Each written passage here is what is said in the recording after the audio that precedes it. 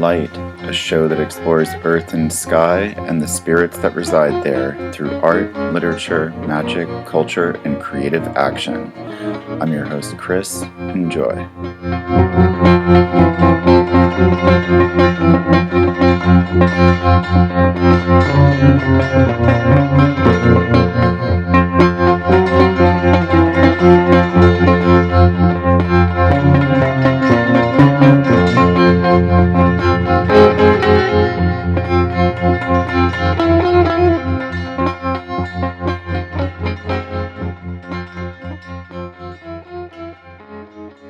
Hello and welcome to Liminal Light. We are back to do another episode of Lunar Zodiacal Podcasting. We have a pair of lunations coming up that fall into a sequence of 28 shapes, commonly referred to as the 28 lunar mansions, starting with 0 degrees Aries and counting 28 sections of 12 degrees and 51 minutes of zodiacal arc around, from what we reference in the Greek magical papyri, from the prayer to Mene, ox being the first and key being the last. We reference from there, vectoring out into all traditions of 28 and 27ism that we can find, including the Arabic lunar mansions, the Chinese lunar mansions, the Indian nakshatras, lists from the grimoires and how they syncretize into New World traditions, and anything else? No, that's good. That's it? Okay. And so we do this once a month. We started first doing this at around when the moon was entering 0 degrees Aries, but then we started drifting into doing this more closer to the pair of lunations. And we, if you listen to our last episode, got a little, the moon gets off track from the pair because it phases slightly over all the time. And one was in one set of oxyki and the other is in the other set of oxyki. So we adjusted last week and we did kind of like an extra episode where we recapped the previous eclipse and then talked about the next, and now we're back into a pair. And so we're about to talk about the full moon in Gemini and the new moon in Capricorn from a lunar zodiacal perspective, whereas the solar perspective of the normal 12 sign zodiac might talk more about occurrences and things happening in the world and things happening in your life objectively. This is going to look deeper into subtle shapes, things that are happening magically, creatively, in dreams and synchronicities, in archetypes and myth, and so on and so forth. I think also just like taking a lunar zodiac perspective allows for just greater details, like a lot more precision in terms of analyzing the lunations, because we really get in there instead of having just like a broad general tropical perspective. The lunar zodiac allows for a lot more details. Yeah, it's true.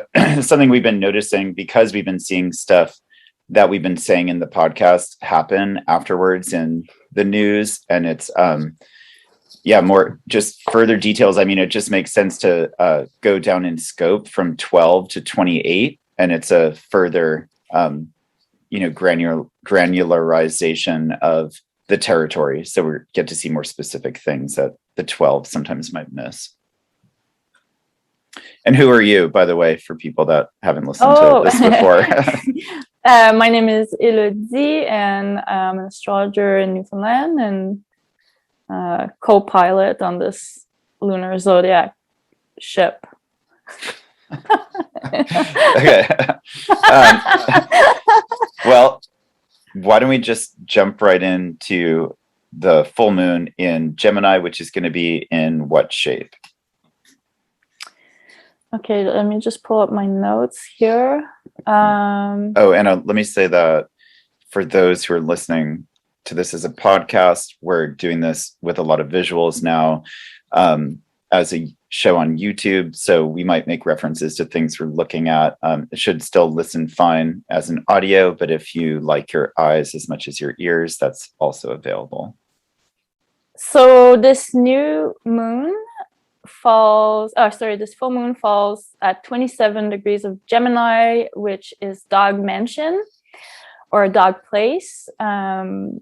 And that falls between 17 degrees of Gemini and 0 Cancer. So it's like the last, 13 degrees of Gemini. And that's the lunar mansion that we call dog. And so this takes place late on the 18th on the East Coast, I guess. So late on Saturday night coming up, the 18th of December.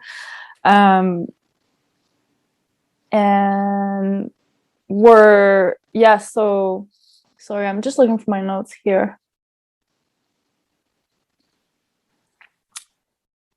Yeah, so there's a lot going on actually with this full moon. And I guess we'll go in details of like what does it mean for this full moon to happen in dog place, but I think we're also probably going to be sidetracking into the Venus retrograde that happens 5 hours later after the full moon. Chiron stations direct also. So there's a lot going on at the same time, which I think is, a full moon is climatic, and there's even more sort of climax because Venus stations retrograde. So it's all weaved into like the same time. So this weekend, 18, 19 is going to be pretty jam packed in terms of like pivotal stuff. But do you want to just start with delineating like dog mansion? Yeah. It's I should mention also that this is the first regular lunation after a pair of eclipses. So it's been 6 weeks since we had a regular lunation. So we're coming out of that shadow period. And so things have been, from across astrologies, but especially in a lunar zodiacal perspective, strange and shadowed, and new reality being created and old reality being destroyed or ushered out through the gates. And so having the kind of nodal gates open and close, ending with this kind of climax, at least of an emotional cycle, a light cycle of the moon. The new moon that led to this full moon was red, was shadowed and bloodied and devoured. And so now we get a bright normal lunation.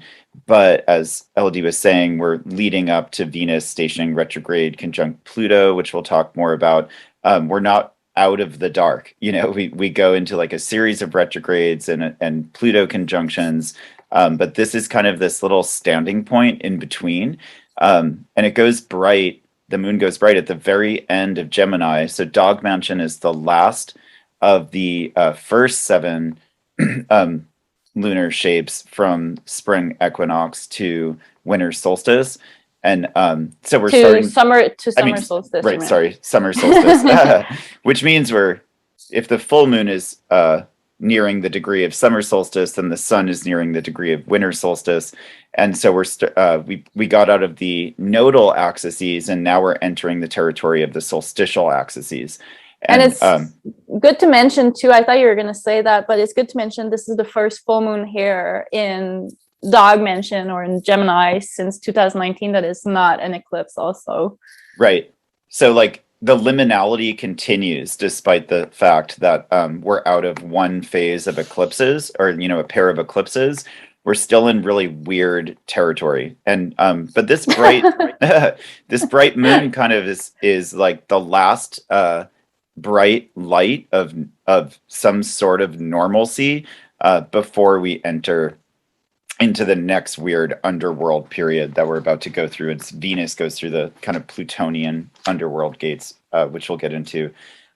One thing to note that's really interesting is that Mercury ruling Gemini, Mercury is in the shape of Virgin during the dog full moon. So Mercury is in the lunar mansion. What degrees are those?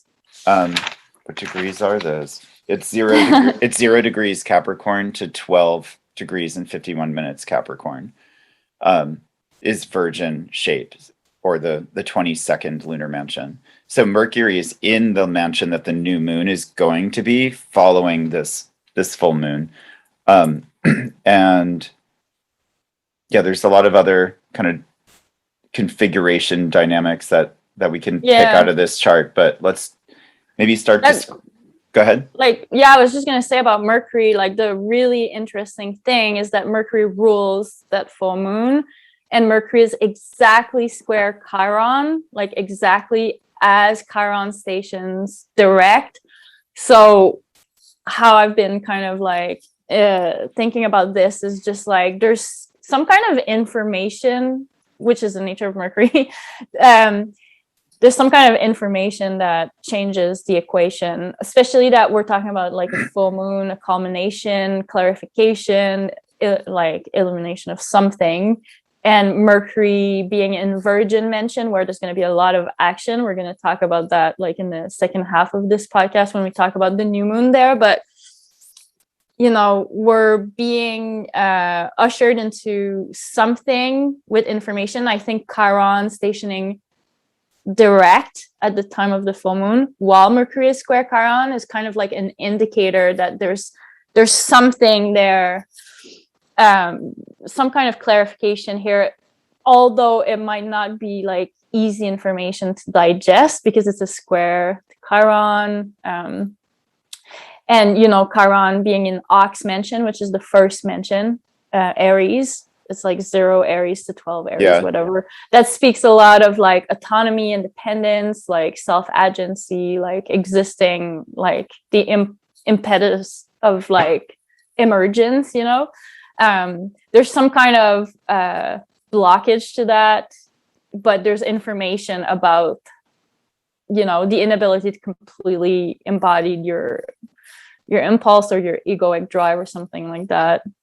And it also highlights the equinoctial solstitial axes, which with the chart that we're looking at right now, which is set to the east coast of the USA, the lunation happens while the equinoctial mansions are on the ascendant and descendant too. So there's more like evocative imagery of Chiron going below the horizon, like heading, and this inversion of it's in Aries and it's headed down below the horizon as the sun is going towards the gates of excarnation to the winter solstice degree, and the moon is headed towards the gates of incarnation to the summer solstice degree, and Mercury like highlighted in multiple ways also being, and we'll see how that plays into the Virgin shape as well, being very psychopompic. It's like this pair of lunations is like quadruply or quintuply psychopompic, like on all levels. Even with Jupiter is in Herald's Wand. Which falls in which degrees? Sorry, I just want to... I don't have like the degrees late in front Aquarius. of me. Yeah, late Aquarius into, I think it ends at 4 degrees Pisces. So the 12 degrees that going backwards from 4 degrees Pisces into Aquarius. But Jupiter being in Herald's Wand, and we get more of that imagery of the caduceus, and then the sun is also being in Sagittarius, being ruled by Jupiter, and it's just all over the place. This kind of like, get your caduceus, get your winged sandals, like go through the gates. But we've just come through a pair of eclipse gates, and now we're going to go through like a bunch of more gateways. Yeah, so there's like the full moon happens, and then 5 hours later, Venus stations retrograde, and then 6 hours after that, Chiron stations direct while squaring Mercury, which rules over this full moon. But do you want to talk a little bit about just like the dog place? Like, yeah, totally. In terms of like where this full moon is happening. I have some words that I put together just from like just thinking about this place for the last 2 years. Because we're talking about like, so dog mention is literally just one mention before the summer solstice mention, which is wolf. So there's something about sustenance and nourishments that is really emerging in this place. Which number is dog lunar mention? 7? 8. 8. So Wait, no, is that so true, or is it 7? Yeah, no, it's 7. it's Because 7, yeah, yeah. that's the last of the 1 through 7. So the first 7 lunar mention are really we see this sort of emergence and anything that sustains life and nurtures life. It's very fertile, and it gets a lot more fertile as we get closer to the summer solstice point, which is the next mention over at 0 Cancer, which we call wolf. But in dog mention, just before, we already start to see these like fertility themes moving into abundance. In the drawings that we were doing, you know, when engaging with the moon, when it was there, I was getting a lot of like breastfeeding dogs, lots of milk, eggs, Shiva lingam, flowers, sort of potentiality mirrored, seeds growing, growth that comes forth. But at the cost of some offerings, it's like, you know, you have to fertilize the soil and you have to make some offerings for things to grow. Things are not growing quite yet, but it's really this sort of potentiality of and multiplicity, like multiplication, you know. So that's like one thing that stands out from this place. And it's really different in terms when we think of Gemini. When we think like full moon in Gemini, we think like a lot more this kind of intellect, mercurial place.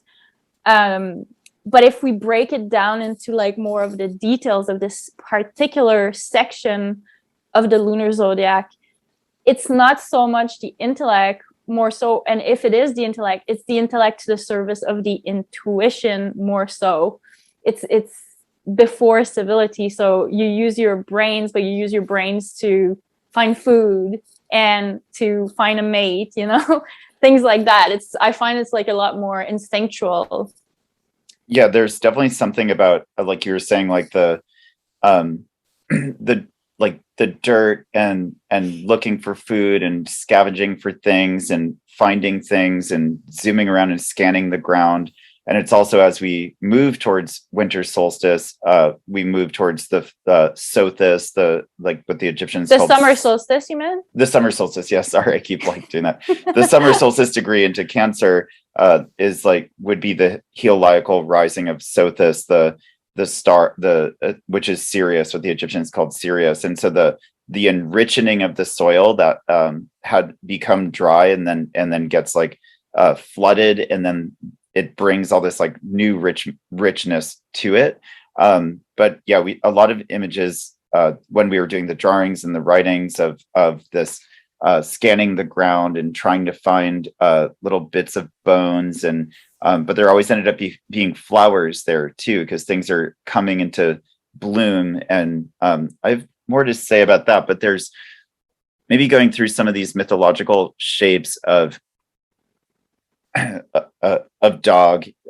There's like kind of a complex of patterns that we can look at, like you know, this is Wepawet and Anubis, and Anubis is often, you know, will be associated typically with like, oh, the dog-headed Egyptian god, but there was really a pair of these dog-headed Egyptian gods, Wepawet and Anubis, and Wepawet means the opener of the way, and Anubis being more of like a kind of wolf-headed, like a Egyptian wolf sort of, and Wepawet being more of a jackal, so maybe more dog-like, and one being a little bit more wolf-like and the other being more dog-like. And you can see there's Wepawet with Isis, and you know, Isis being related to like the star at this of the flooding of the Nile at this point. There's other images of this dog-headed deity, but then we also get, you know, with Wepawet on one side and Anubis on the other, you know, occupying these two lunar shapes. It's very evocative of Cerberus.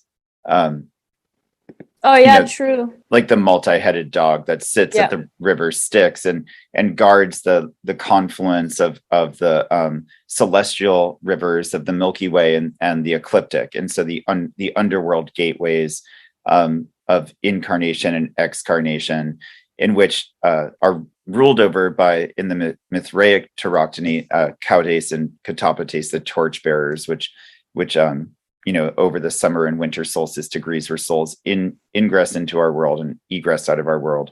And it's interesting because this is also dog sits at the very end of Gemini, and we get these two shapes Guards. there. These two guard. These two guards. There's all these images of Cerberus that with 3 heads, with 2 heads. And then Mercury is also associated with Saint Christopher, who was the Christ bearer. And, we often see images of Saint Christopher carrying Christ across a river. And then, but very old, and that's like the mercurial thing. He's like the vehicle of Christ. Like that's what Christopher means, is Christ bearer. So, and this is probably the same river that's associated with Wepawet and Anubis, as well as with Cerberus. It's like the celestial rivers in and out of the worlds, like from the physical world to the other world, from the celestial world to the underworld. But very old images of Saint Christopher, he had a dog's head. And so we kind of have this like direct throwback to Anubis and Wepawet and Cerberus in Saint Christopher. And over time, he became a person, but very old images, he was this cynocephalic, dog-headed man, I really like the sort of imagery of like this being the like so close to the solstitial gates, the equinox, solstice, and having like canines there guarding the spots, like the two mentioned just before the summer solstice being like dog and wolf. That's really interesting imagery. Yeah, totally. And then but then this like bearing of Christ, this bringing like Christopher being Mercury, being the Christ bearer, and in olden times, ancient times, being a dog-headed cynocephali. Then also we have the next lunation that we get is Virgin, and that's going to be a pattern every other year. We'll always get dog, then Virgin. And then so if you look at images of the Virgin Mary, she's also the bearer of Christ in a different sense. It's like the Virgin who brings Christ about. And just to specify, Virgin is like dimension where 0 Capricorn is. Yeah. Just like to reiterate. Yeah, because we get dog in the last degrees of Gemini before the summer solstice degree, and then the next new moon being 2 weeks later is going to be on the other side of that solstice degree in Virgin, going into Capricorn. So we get one kind of Christ bearer, then another kind of Christ bearer. But if we look at images of the Virgin Mary, she's often has these star beams, like these star rays around her head. She's often has like 6 stars or 7 stars around her, and she's veiled, and she's the Virgin Mother. And that we look at images of Sothis, it's very similar. And so Sothis is Sirius, which is the dog star. So then we have this kind of story taking place that's like this relationship between Sirius in Canis Major, which would be the heliacal rising of when the Nile would flood, and the terrain you were talking about with the dog going around and scanning for food, and then the soil being rich and the flowers coming out, also was the head of the Virgin, as well as the dog that kind of brings about the flooding that rejuvenates the land. So there's kind of this cross zodiacal circuit going, and again, now we can see Isis and Wepawet together, and we're kind of like, oh yeah, they are in cahoots, Yeah, I mean, when I was researching, I came across a lot of reference that Sirius was associated with both the goddess, many different goddesses across culture, and dogs also. Yeah, and the mansion in the Picatrix talks about bringing about wonderful things. Where's my note on that? Yeah, and just to jam a little bit on this place, how I was saying, there's impulse of the senses and stuff, but we we think often of like Gemini, like a full moon in Gemini would be so mercurial and so intellectual. But if we go into the specificity of this particular lunar mention, dog, like the impulse of the mercurial sort of intellectual impulse is more at the service of the intuition and the senses. And if we think of like growth, survival, finding food, finding a mate, like how are these themes applying to us like in modern life right now? Because like, you know, we can say like, okay, yeah, like how does that fit in modern time? Like, you know, all of these like lunar zodiac sort of symbols. And like, you know, you can picture like a field and cows and like, you know, humans living in harmony with nature and stuff. But how are these survival urges manifesting in the collective and in our personal lives right now, considering the world that we find ourselves now? Because this is a full moon in dog right now. And everybody, you know, how is this quest towards like instinctual fulfillment? Because I think there's something about instinctual fulfillment here. You know, it's like it's an impulse. It's not completely rational, although we're used to thinking about Gemini as like an intellectual mercurial placement. I think it's first and foremost to the service of our instinct, or the fulfillment of like what we want. So how is like abundance and all of these things reflecting in our reality right now? Especially we all live in virtual reality, and so we see NFTs and cryptos and like this sort of like everyone could get rich like right now moment, like where everyone could get rich. There's this kind of like sort of zeitgeist currently circulating that like everybody you know, I don't know, there's like influencers and Hollywood stars like we are frequenting abundance like very closely, and it seems that it's just like almost accessible, and it kind of reflects this ideas that we can sustain ourselves on like ambrosia and fruit and vegan diet and living in Hawaii and trading crypto and like sun tanning.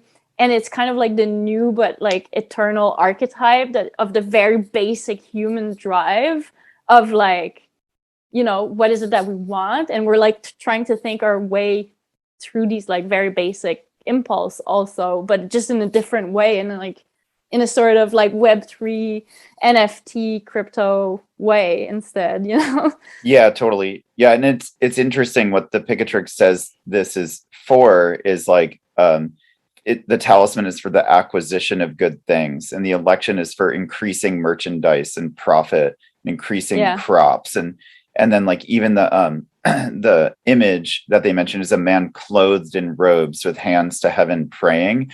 But it's interesting that like they mentioned the robes because it's like the robes maybe that you would wear in a religious sense, but also just sort of like clothing, you know, like stuff, like, you know, like it almost sounds like the kind of like manifestation ritual, you know, where you're like I'm gonna manifest myself some new threads, you know. Yeah, like, and it's funny because we talked about abundancia before. So there was like this kind of thing that used to come up all the time when we were doing channel writing and drawing, especially in the mention over wolf, which comes after dog. And it was like this abundancia, this fountain, this sort of like fountain of coins, like just like showing up. Like it seemed to be a very fertile place for manifesting in the world. So there's definitely this vibe here, but I feel like it's kind of like at the service of the lower urges, which are very instinctual. If we filter this through like the symbol of the dog, you know, like what is like, it's not like these kind of high intention of Aquarius where like it's for humanity, it's for the greater good. Like it's very much like, because I just want to like eat fruits and suntan in Hawaii. Yeah, so I just want to be rich, you know. Yeah. Well, I mean, like our year is very lopsided because, like, you know, we still retain, like, at least in like North America or whatever, like the imprint of like the holiday season and like things like Halloween through New Year's, including Christmas, you know. But that like we can see clearly here that what, you know, what we just talked about and looked at, that like this place speaking to this kind of like Saint Christopher Christ bearer, followed by the next lunation, which speaks to this end of the year being the virginal Christ bearer. And of course that around winter solstice we get December 25th and Christmas, or like what Christ's birthday, but a lot of the religiosity is taken out of that. And on the summer end of the year, we're mostly concerned with just like wearing bikinis and going to the beach and having cookouts and stuff. Like there's not as many of these like holidays that reference even in any way, shape, or form anything spiritual or religious happening at all, even if it's forgotten into consumerism. But there's this bringing forth of the renewal, like bringing forth of the child king that like kind of renews the things on either end of the year. And yeah, it's just, but on Christmas, gifts are exchanged and things are bought and things are sold. And there's like this abundance sort of thing coming through, and it might be also these lunation happening, just before Christmas. Yeah. But like also just like parallel to all of this, just thinking about dogs, I was like, okay, there's dogs that have masters. Most dogs have masters, but there's parts of the world where dogs have no masters. So some of the questions is like, what master are you serving? That could literally be like external, or it could be internal. It could be like, master of your desire, your senses, your intuition, your intellect, whatever. But like, what master are you serving? Or that might sort of get eliminated, there's something with dog and domestication that is different than like wolf, with dog, they live close to humans. They're like, oh, my phone. They're like domesticated. So we have to think about that in terms of like, who are we serving, Yeah, totally. And like there's some of that comes up in some of the mythology. There's the dog Myra, who had been Icarios's faithful companion, and unearthed his corpse after he had been slain by the shepherds. And then after the event of Icaros, like learning winemaking from Dionysus, which is interesting. These two shapes are so intertwined, because like the dog being faithful to Icaros, like learning, like and digging up his corpse and being faithful to him after he'd been slaughtered, and learning the art of winemaking from Dionysus. And then the virgin the virgin name in the Picatrix is lucky one of the slaughterers. They're just, the more I look at these pair of shapes, the more like dog and virgin they seem to be totally tied together.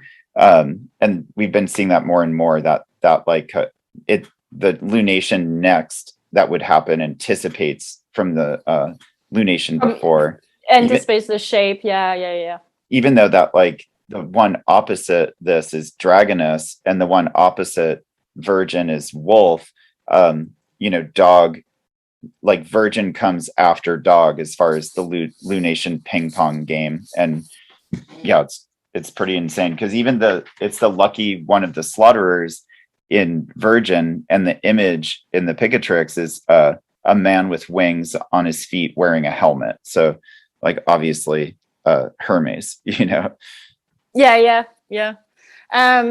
So yeah, what I was saying anyway before my phone rang about like the master or no master in like the current narrative we find ourselves in, the current division with like the whole narrative of like I was even thinking just of what I was thinking in terms of that. It's like, dogs have a master, so what are you serving? Who is your master? If you have no master, then what does it mean to fend for yourself? Like literally, because dogs that fend for themselves don't have as many privilege. They're not getting treats because they're giving the paws. They're like sniffing for garbage. Yeah. So what are you being denied by having no master?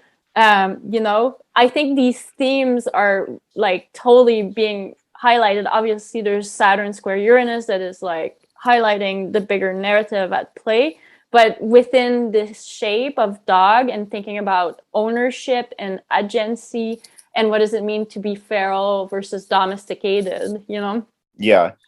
No, I think in terms of relevance for this particular full moon now, especially that Chiron stations direct in Aries, which has a lot to do with self-reliance that is just not really available, you know? and it's like somewhere in between, you know, because the like the Picatrix says, like a man clothed in robes with hands praying to heaven, and then, you know, increasing merchandise and all these things.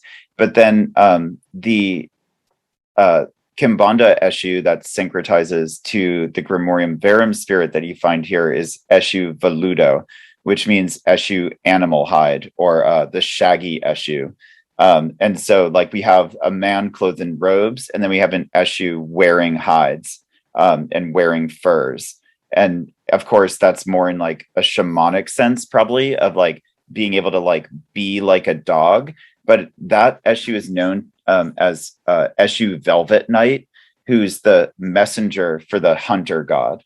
But then we also see that, like we said, the dog star Sirius follows the hunter deity in the sky, Orion. So there's something there about like ferality, or, you know, being someone's master. If a dog follows you around, you might be considered its master. But the dog that follows the hunter is also scavenging the remains of what the hunter doesn't take, you know? So there's like, in talking about this time too, we might be like praying for getting the things we want out of the world and acquiring good things for ourselves. And we might be like just following orders to do that and be someone's dog, you know, being like, oh, well, I can just like I'll just say it, you know, like I can just get vaxxed so that you let me do things that I want to do still, or or I won't, and I'm gonna have to fend for myself because I'm feral and I don't have access to to these things. But then there's the middle ground of being a scavenger and being able to kind of like sneak around like the human kind of like gateways and the human structures, like, you know, as we're approaching this solstitial gateway in dog shape, and just kind of see what's available, see what people drop, see what you can get when you're neither in the status of being cared for or being totally wild, you know? Yeah, and there's an opportunistic nature to dogs, you know, like dogs are fundamentally opportunistic, and I would say dogs are also fundamentally optimistic, or maybe that's just me like projecting on dogs. But like they're mostly hopeful creatures, I think, in a way that like they, you know, they get their nose on the trail and they sniff it, and like that's what they use to direct themselves. So in this moment in time, at the end of this year, on this, you know, major threshold crossing of season into the next season, into the next cycle of eclipse, there's this promise of a clean slate. And I think the full moon in dog is kind of like this hopeful thing that, like, you know, dogs are fundamentally, like I was saying, they're just like, okay, you know, like brush it off, get up and just keep moving. And in terms of like how to navigate this moment, you know, there's something about like using your nose to gauge things and to follow trail. Appearance can be deceiving, but smell doesn't lie. And when it comes to actually tuning in to like how things are looking versus how things are smelling right now, there might be a lot of different information that comes through. And that's what I meant at the beginning when I was saying, like, yes, when we think of a full moon in Gemini, we think this mercurial intellectual thing. But when we get into the nitty gritty of it, and when we get into particular of this mention, you know, it's a lot more about like the intuition, and going beyond the appearance. So what does it smell like right now? What is your nose telling you, you know?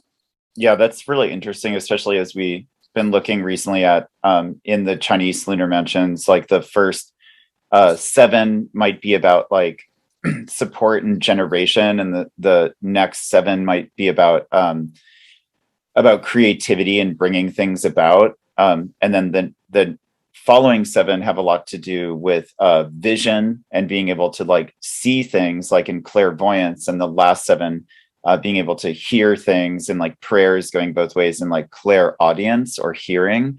But that like if there's a section for hearing and a section for vision, the section before that like maybe about maybe having an element of scent in there also.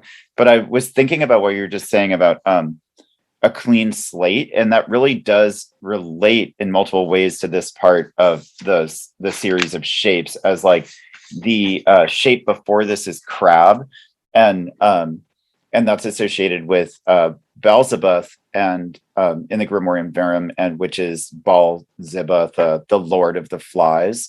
And that's crab shape. And you know, when we think about crabs and like the sea and like briny environments, there tends to attract things like flies. There's an aroma. So there's this like kind of like low tide like scent kind of component to the previous mention before dog. And then when dog comes, we're approaching, like we were saying, that like Sirius rising heliacally in the flooding of the Nile, and new water coming in, and fresh water and fresh floods and rains, kind of cleaning the scape. And also like the Picatrix says of dog mansion that it is good for dispelling flies. So when we get this like kind of like muddy, mucky, briny, low tide riverbank environment that then gets flooded with fresh water, a lot of that that pestilence or like that those insects get washed away. Pestilence. Yeah.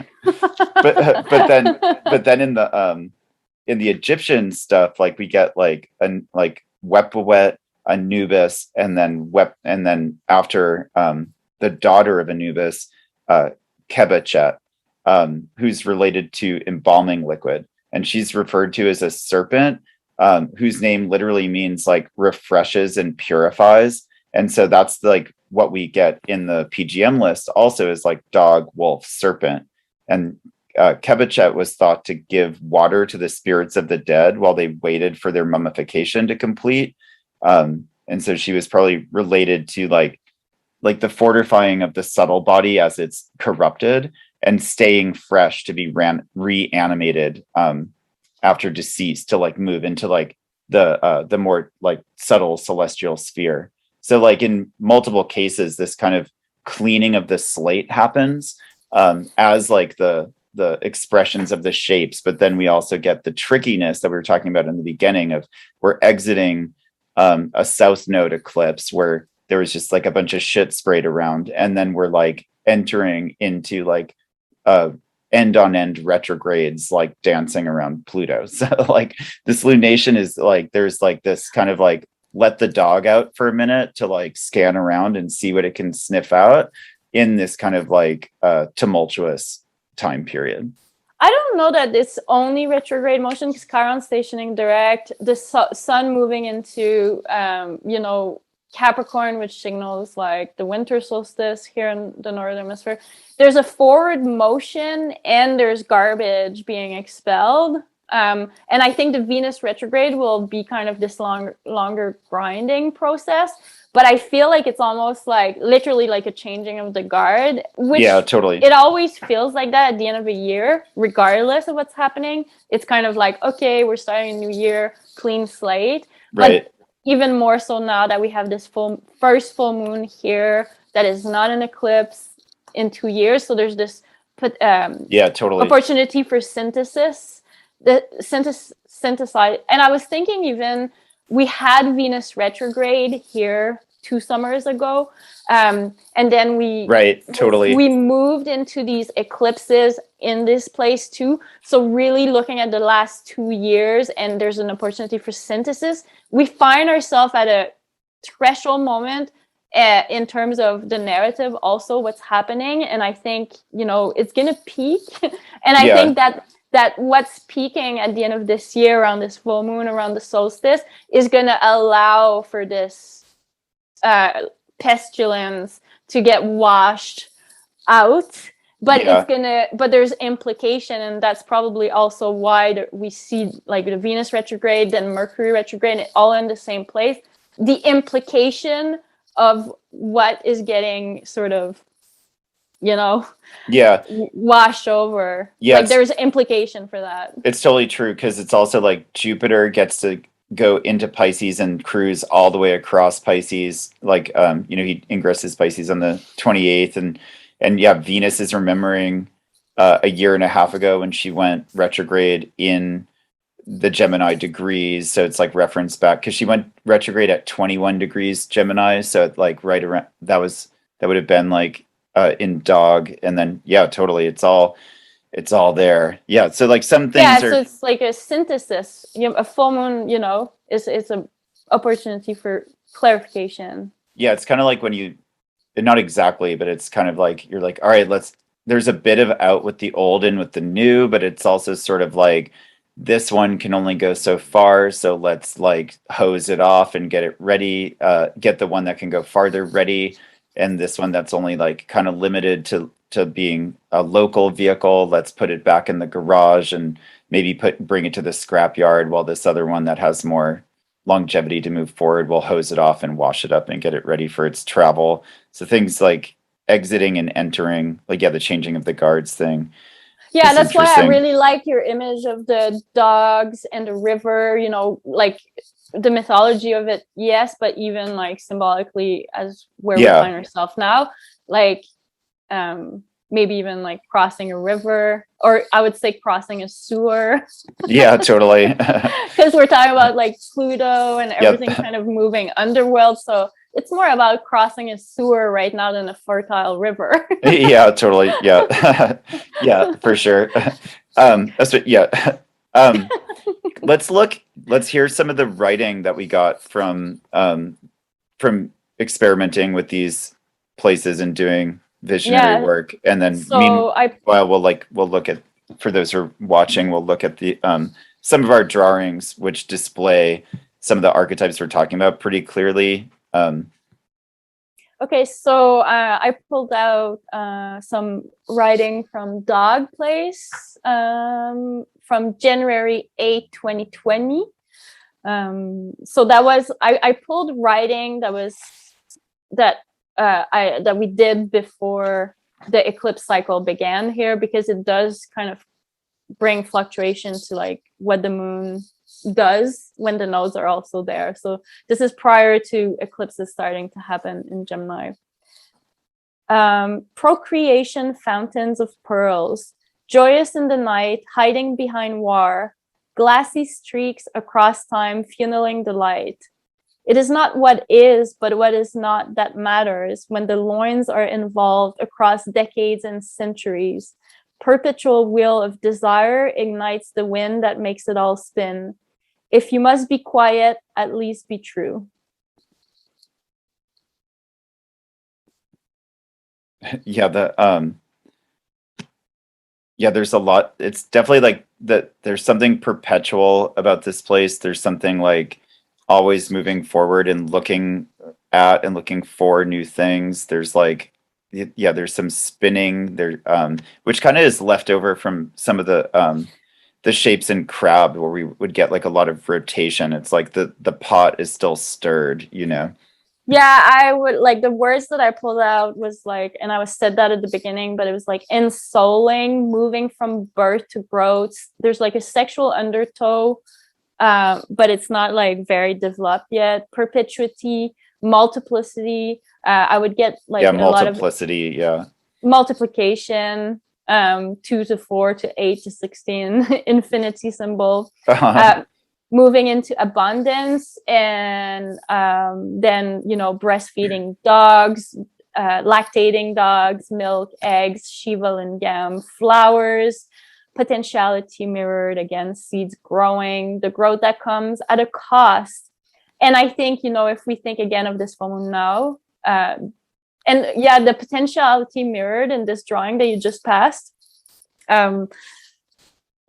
like if you see there's like all of these kind of souls dancing around on this bend, and the dog is lactating and encircled with a serpent, and we see like all of these different kind of like souls, and it's almost like the dog is just like waiting to choose the best. Yeah, I almost have spirit. the same thing in this one of mine. Yeah. the yellow souls behind the dog, and like contemplating the spinning, rotating vortex in front. I guess that could be the similar element of Gemini, this sort of multiplicity and optionality. You know, when we talk about like Gemini, we always say like it's all about optionalities, Yeah, and like a lot of choices and stuff. There is an element of that in this mention, more so because it's about growth and it's about like the best possible option, or maybe the best possible garbage that you can pick. yeah, But there's definitely this when I was saying clean slate, I think like in this moment in time, you know, at the end of the year, we're always like, okay, you know, let's look forward. What is it that I want? Like, what are my resolution? Like, what am I hoping for the future and stuff? And I think this full moon now, because it's not being eclipsed in this part of the zodiac, like we have an opportunity to kind of get better signification from it. Like the last 2 years were very disruptive at this time of year. It was a lot more chaotic because the eclipses were happening here at the end of the year. It was feeling more doomsy. You know, on top of like all the astrology that was happening in the last few years, like in Capricorn, like the Saturn, Pluto stuff. Now, not that we're like heading towards like green pastures, but I think this ability to just kind of start being hopeful again. yeah, totally. I mean, with the south node out of Sagittarius and the north node in Taurus, like it's not like the entire narrative. Like we can't just be like, oh, everything's fine now, but we do get technically like the ability to begin to hope again, and the ability to begin to grow again. Those are just kind of like wired into the astrology, even though there's other problems cropping up. But we can. Yeah, I'm very curious to see how that Mercury squaring Chiron will, like, what kind of message is going to bring forward, because that's going to, I think, also be significant in terms of the sequence that comes after. Yeah, definitely. And I guess we should jump into, unless you have anything else to say, we should jump into the new moon that happens on January 2nd. Yep, sure. Okay, so let me get that up on the chart. So it's January 2nd, 1:42 p.m. Eastern time. And so this new moon falls in the mention that we call Virgin, which is 12 degree Capricorn. Virgin actually falls, what's the degree of Virgin? Virgin is 0 degrees Capricorn to 12 degrees and 51 minutes. And this is going to be an important section of the zodiac for the next, the next 2 months. I think there's a lot of action happening across the few mentions around. Also, Venus will station direct where this new moon takes place in the same mention. So there is a lot of those are going to be very important places. Yeah, this is, Venus stations retrograde on the day of the full moon, and then now the lunation is applying, both the sun and the moon on the new moon in Virgin are applying to Venus while she's retrograde, and she's separating from Pluto upon the degree that she went retrograde. So there's a stress again of the underworld and initiation, and themes of trial, and just coming from Pluto, abduction, the heart being pure, impure, and mystery and paranoia, and things that are cryptic, and that kind of like super gravity of sleuthing, but with Venus there infused in all of that stuff. Yeah, which is a lot like a way more personal planet. So in terms of like the Virgin place, Virgin mention, which is like 0 Cap to 12 Capricorn, there's really something, and it's funny, like, I don't know, like even when we began like in 2019 doing drawings and writings here, already there was like this kind of weird enigmatic thing starting around these degrees, and there's a lot of reasons for that. We like Chris talks about that in his lecture, like on the mention and stuff. But the last few mentions, you know, in like starting in Capricorn all the way to Pisces, there's something a lot more initiatory, and it begins around here. So we have to think about these places in terms of initiatory because of the meaning of these mentioned, but also the moment in time we find ourselves, and the fact that Venus is also going to be like being initiated in these places along with Pluto. So there's like this descent into the mysteries, being initiated, invisibility, a place of deeper knowledge, illumination that comes about with the shedding of personal egoic goals, which reveals itself to be beneficial on an individual level, I think, in the long run, you know, like kind of like the,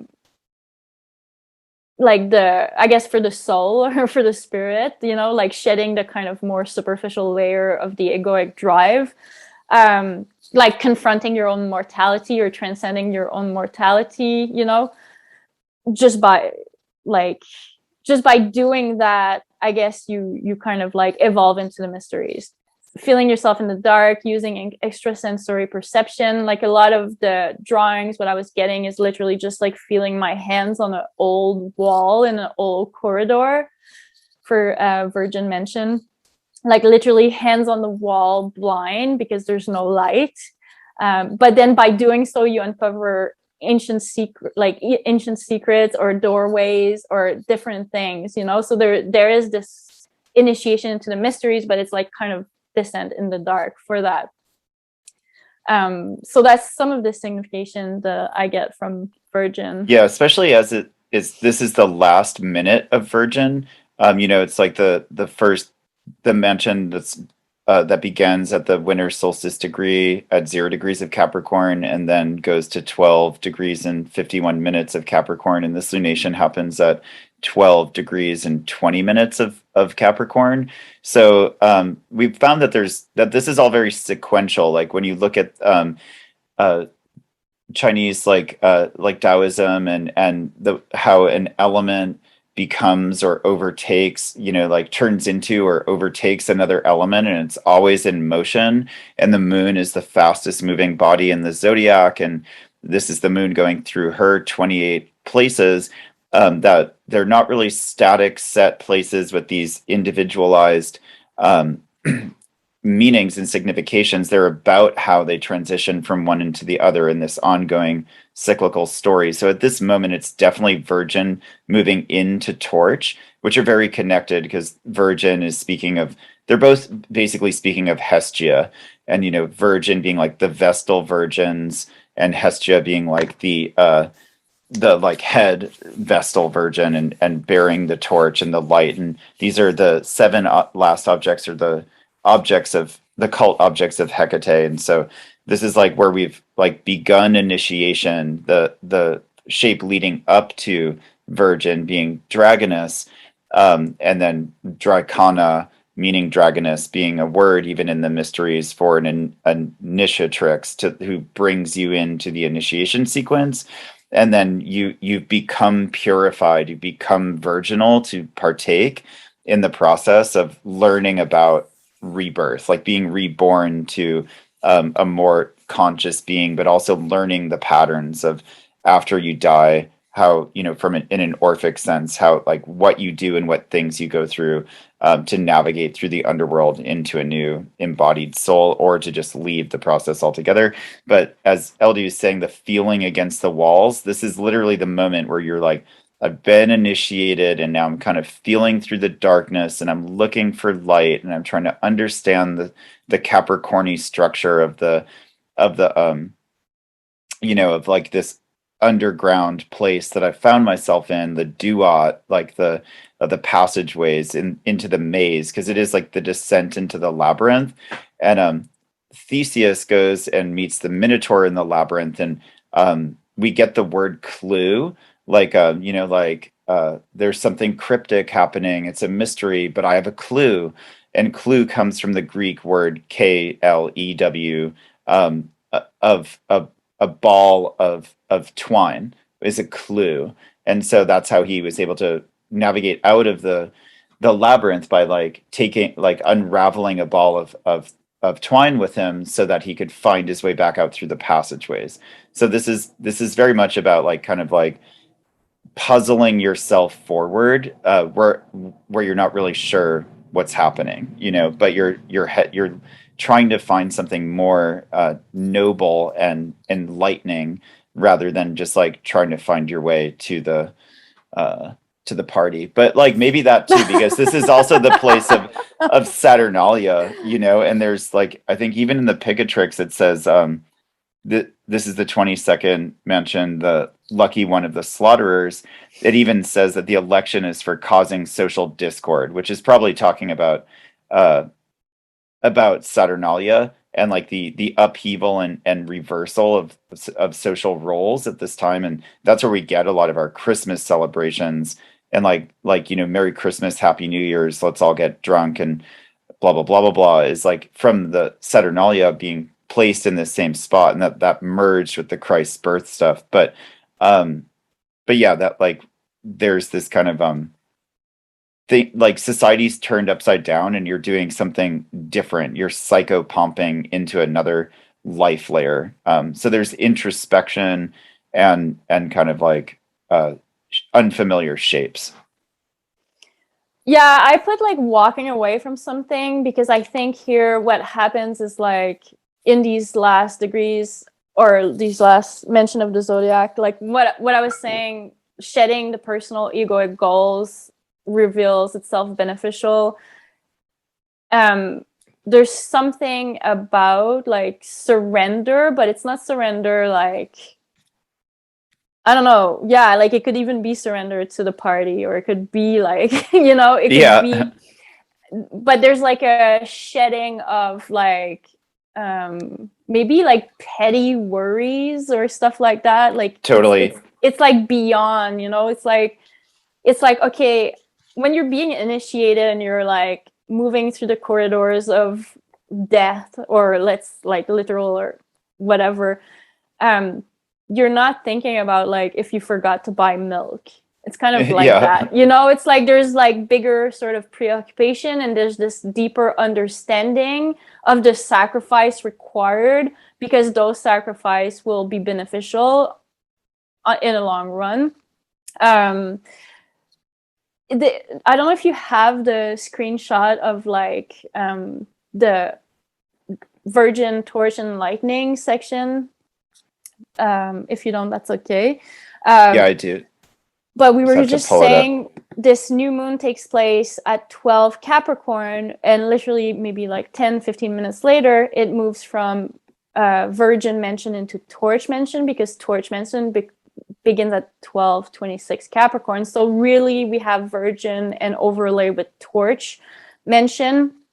And so if we think of the Virgin sort of shedding like material superflux, whatever, just for the sake of knowledge and initiation, and then moving into the dark, blindly feeling your way. But then what starts happening once you actually cross that threshold and really courageously go into the dark, then there starts to be light.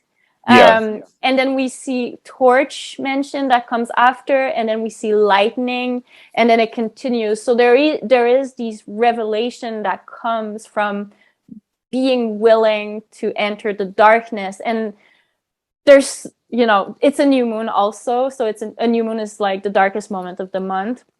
So I'm really kind of curious to see what transpires in this last week of December. By the time we begin in January, we have this like Sagittarius festive mode, like on the 31st of December, because Jupiter enters Pisces, and then we have like Moon and Sag. So I think it's going to be a good time for party and stuff.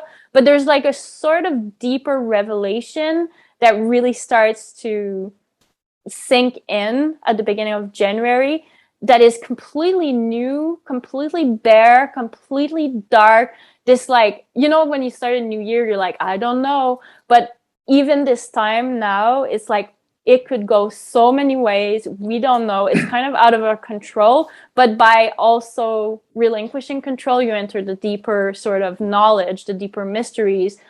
And it's kind of like, how do you say, facing death, you know, facing death and then moving beyond that. And that's when the torch is handed out to you. And then that's when you have illumination and lightning, you know? Yeah, epiphany. Yeah. Epiphanies. And I went on a tangent here, but the reason these sequences are so important, you know, in the next month is that the new moon happens here on the 2nd of January in Virgin at the beginning, the sort of initiatory. Venus will station direct at the end of January here. So again, in Venus stationing direct means also that she is on her way to being reborn and become visible again, emerging. But I think she's not going to be coming out as a morning star until late February, if I'm correct. But either way, you know, there's not only this is happening in the lunar mansion, but it's also happening parallel with Venus' journey disappearing from the night sky, moving into the underworld, meeting Pluto, and then eventually emerging anew again in these same degrees. Then Mercury also will station direct in Torch, which is the mansion that comes right after Virgin. It's actually stations direct at 24 Cap, which falls in Torch Mansion. So it's like a month later. Yeah, and if you think of like we're not going to go into Torch too much right now, but like it speaks for itself, you know. It's Torch, and the mansion that comes after is Lightning. So there is, and after that is like what's after Lightning? Garland, yeah.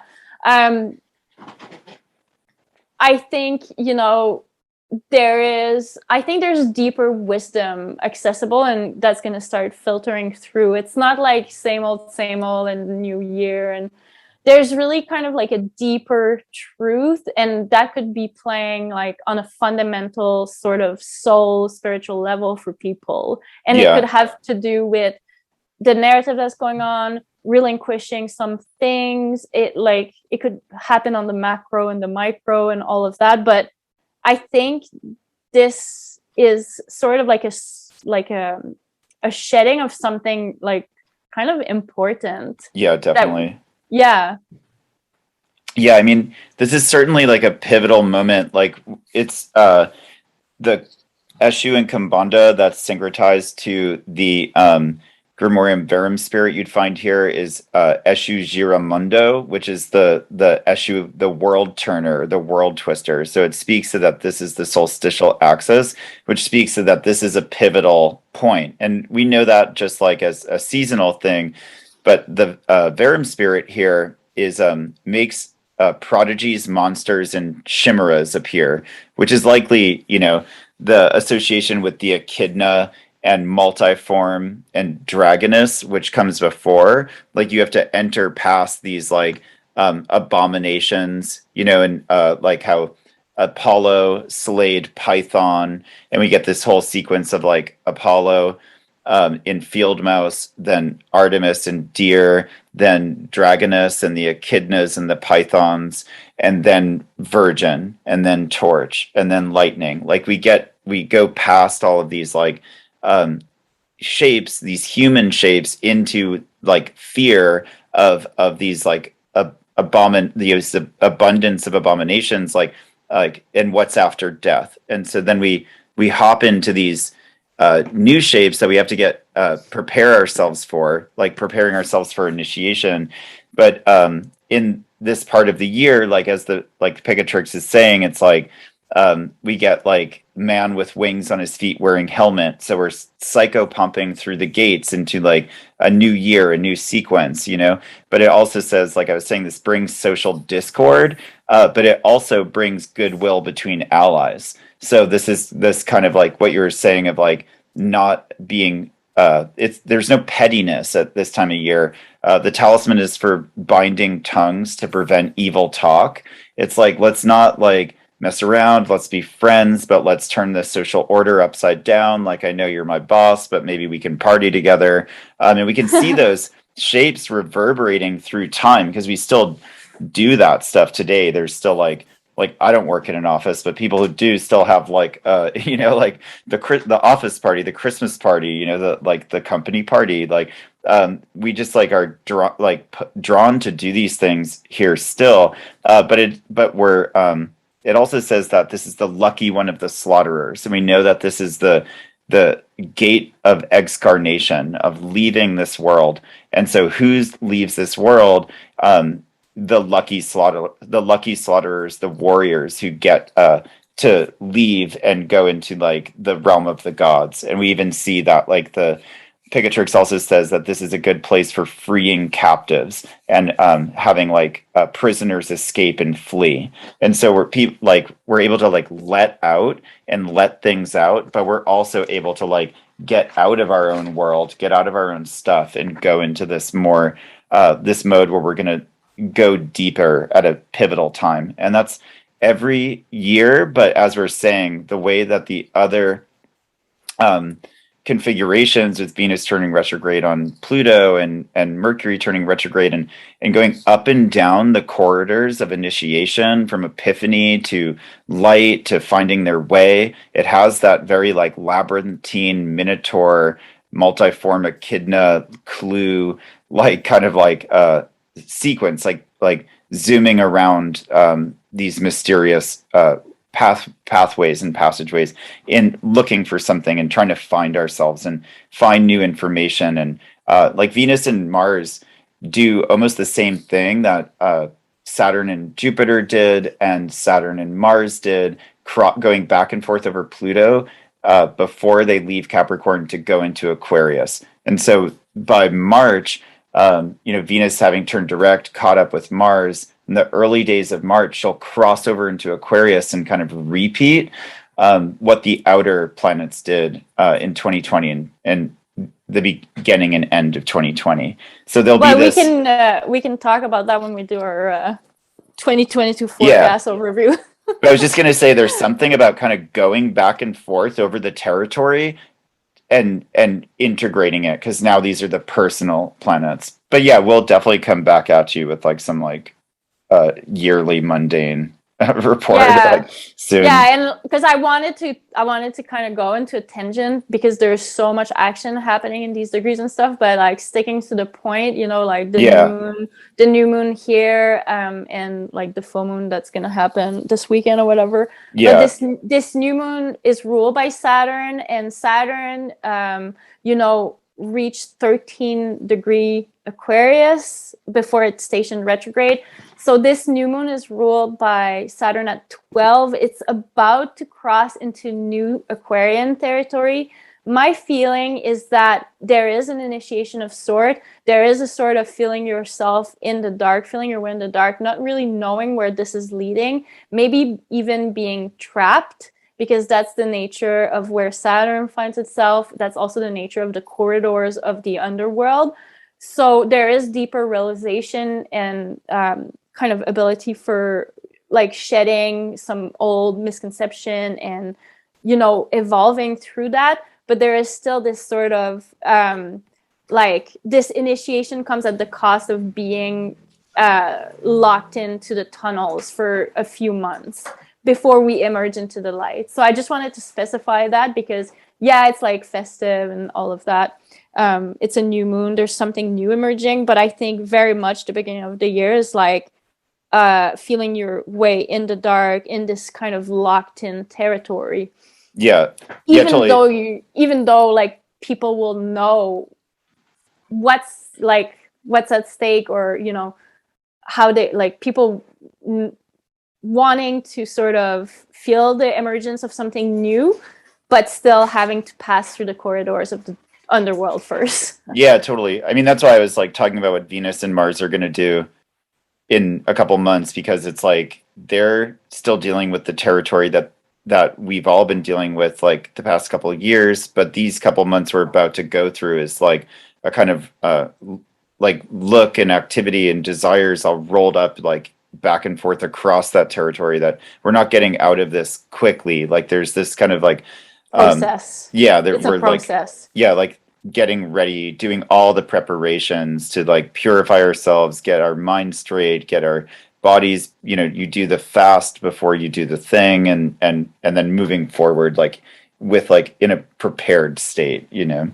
And you know, the reason I was kind of emphasizing these three mansion and all the action happening here is because yes, we have this new moon here, but that's not it. Venus will be there, and then Mercury, you know, Mercury stations retrograde after Venus turns direct. So there's really something being worked out, but it's going to take time, maturity, the willingness to shed like old presumptuous sort of selfish idea for the sake of like evolving in like a really initiatory way, you know? Yeah. Like when we talk about Capricorn, the section of Capricorn, it's there's so many stereotypes, you know, it's kind of like, Yeah. oh, stoic and like serious and no.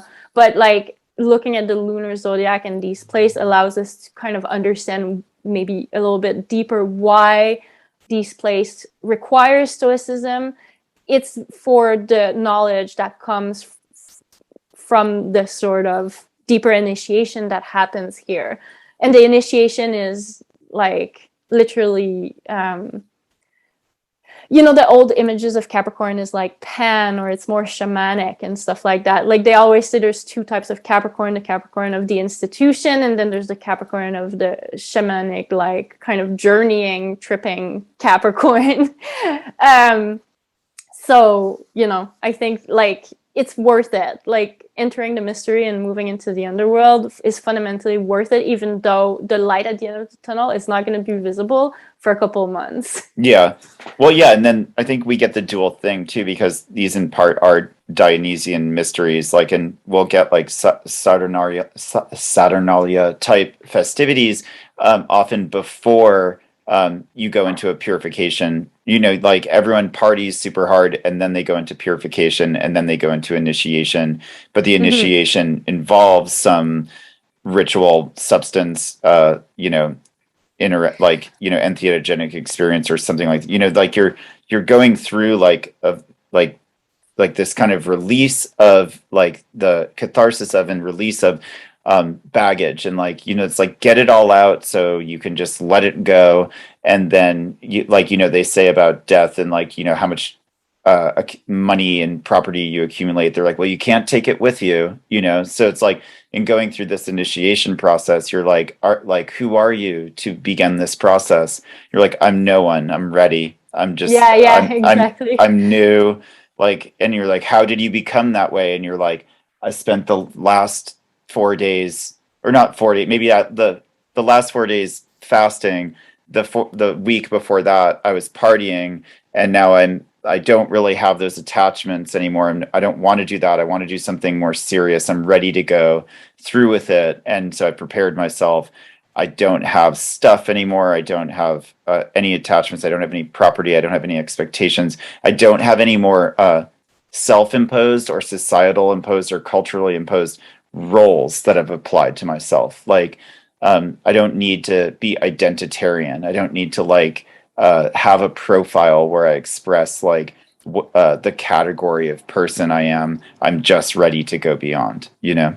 Yeah, that's good. I love that. And also like the fact that Venus is going to be circulating there, and Venus relates to desires, and because of that place in particular of the zodiac, it's really like, what are you willing to sacrifice for like what you truly desire? Yeah, totally. And because that's place of sacrifice, but it's not sacrifice like you're losing something. It's a sacrifice so you can gain something deeper, you Yeah, know? because it's cyclical. It's like, you know, we're talking in the lunar zodiac, and it's cyclical in the annular sense because we keep talking about this as like the solstitial degree in this time of year, but it's also the moon goes through these shapes like every 28 days. So you're not, like you're saying, like you're not losing anything, but it's sort of like you're not losing anything, but you're willing to lose everything, you know? Yeah. Like, there's a seriousness about desire with this Venus retrograde. yeah, Like there's definitely like a major sort of like assessment of desire in a very, very real way, you know? Yeah. But that's all I have to say. Well, let's look at let's look at some of these drawings before we read the writing. I guess the people listening to the podcast can't see the drawings, but we can just talk about the kind of stuff that's in them. So this is for me, every time I drew Virgin, so this is where the new moon happens on January 2nd, I get very often a female figure, a veiled female figure walking away. And that's what I meant by this sort of shedding, the shedding of maybe like something superficial. And this is like before we started getting a lot of meaning for these places. Like these drawings were just like automatic drawings. Like there was no thinking into it. It was done ritually. And yeah, I always got these like veiled female figures, sort of like either in the desert or in like a very ascetic setting, just walking away, like very rarely facing me, always walking away. Yeah, I would never get a face. I would always get various kinds of veils and garments as well. The veil is interesting, yeah. Always some kind of fabric, always fabric covering what would be facial features, obscuring them, sometimes not being able to see a figure at all, but often desolate landscapes and just kind of some fabric slung over something that might be a person. The veil reminds me of the High Priestess card. You know, there's something really like if you think of a veil, there's something so naked about like the idea of like this kind of female figure walking away, but there's a lot of secret behind the veil also. Yeah, you know? Totally. Because you don't know what the figure is going to emerge out of the veil and be, you know. Yeah, exactly. But of course, that you get like the stuff that relates back to dog and the man wearing robes, and then the connection between dog and virgin, and you know, like the Virgin Mary and like these robed, veiled figures that end up being, you know, reverberating into these same shapes. We're talking about the same archetypes through time periods and things like that. Did you okay, yeah, you read the dog writing. I guess I'll read the Virgin writing. I just have to scroll it up. So that was pulled out from July 4th, 2020. Yeah, July 4th, 2020. Here it is. The river bends to the slight wave in her hair. The brain curls. The endorphin rushes. Birds scream in retreat. Why the basket is woven a certain way. Why dogs bark and not speak. A layer beneath a layer. Glass upon glass upon glass. My kind of candy. Food. The inevitable to not decay. Green zombie head. My love in red. The buried brick place. The esteem of romantics. The nest red as lips and lifeblood family red. Run into the hills, into the shatter place. All shrapnel and lizards. Dissolve into estuaries and light-colored garments. In lust we trust, for forbidden fruit and foreign dissolve. A new race of primates delight in life.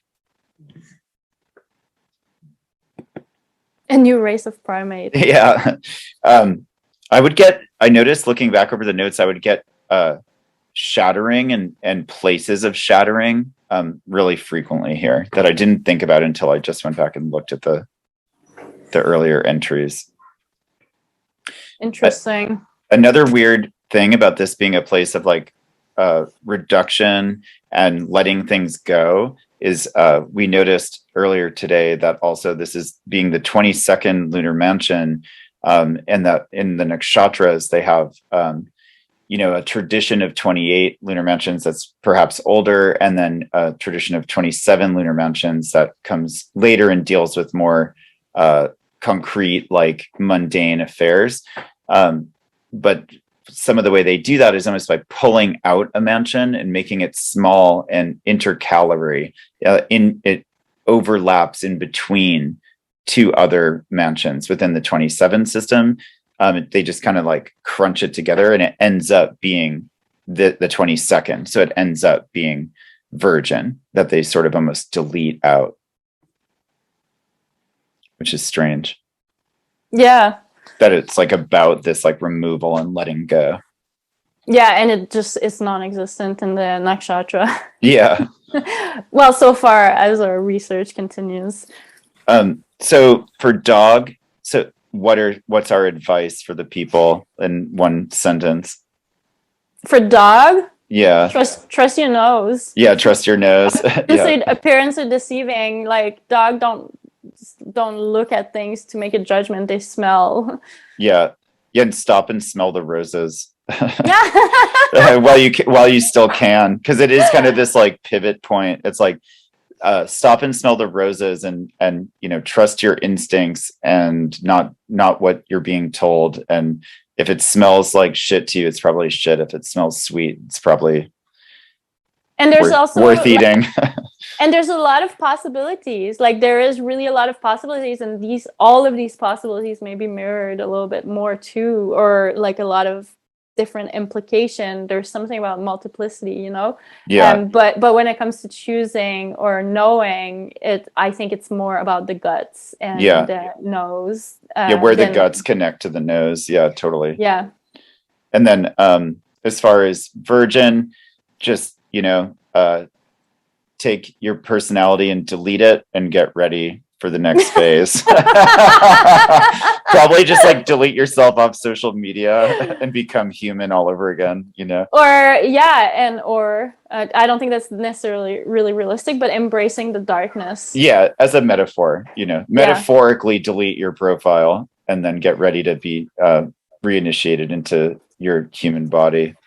But I think embracing the darkness for what it actually is, like, I know people, it's so stereotyped, like you see these like memes or quotes or whatever, but like literally there's something in the darkness, or there's something in not seeing the path ahead, or like that is like the initiation, because once you transcend the dark, then you don't have anything to fear. Like, yeah.